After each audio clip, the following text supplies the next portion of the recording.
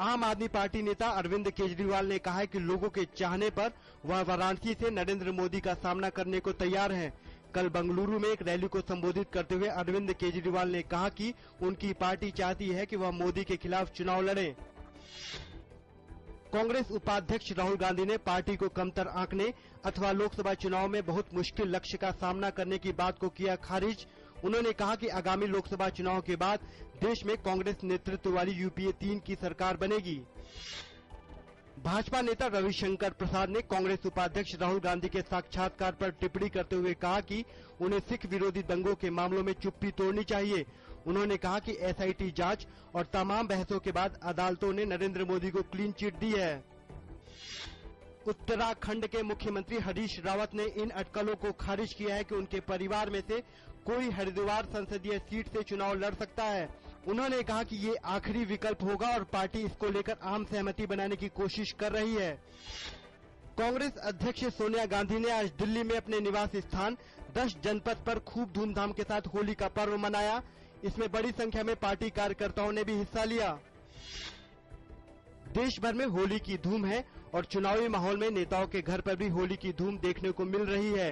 दिल्ली में भाजपा अध्यक्ष राजनाथ सिंह के आवास पर होली मनाई गई। भाजपा अध्यक्ष राजनाथ सिंह ने कहा कि आज का दिन होली के रंग में रंगने का है। सरकार ने सोने का आयात शुल्क $433 से बढ़ाकर $445 प्रति 10 ग्राम किया। केंद्रीय सीमा शुल्क और आबकारी बोर्ड की एक अधिसूचना में कहा गया कि ये संशोधन विश्व स्तरीय मूल्य रुझान की समीक्षा के बाद पाक्षिक आधार पर किया गया है। आसाराम के खिलाफ सूरत दुष्कर्म मामले में गवाही देने वाले एक गवाह पर तेजाब से हमला किया गया है। 2 बाइक सवार ने उस पर रविवार को हमला किया। बताया जा रहा है कि हमलावरों ने पहले उसका बाइक से पीछा किया, फिर घर के नजदीक ही उस पर तेजाब डाल दिया। मलेशिया के प्रधानमंत्री नजीब रज्जाक ने प्रधानमंत्री डॉक्टर मनमोहन सिंह से टेलीफोन पर बातचीत में लापता विमान को ढूंढने में भारत की मदद मांगी है।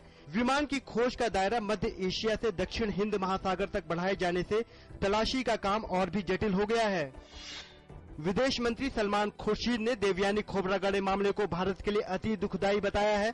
उन्होंने इस मामले को बंद करने पर जोर देते हुए कहा कि अमेरिका को इस मामले का राजनीतिक समाधान निकालना चाहिए। क्रीमिया में रविवार को हुए जनमत संग्रह में 95.5% मतदाताओं ने यूक्रेन से निकलकर रूस में शामिल होने की इच्छा जताई है। हालांकि यह जनमत संग्रह विवादित रहा है और केवल 50% मतों की ही गिनती हो पाई है।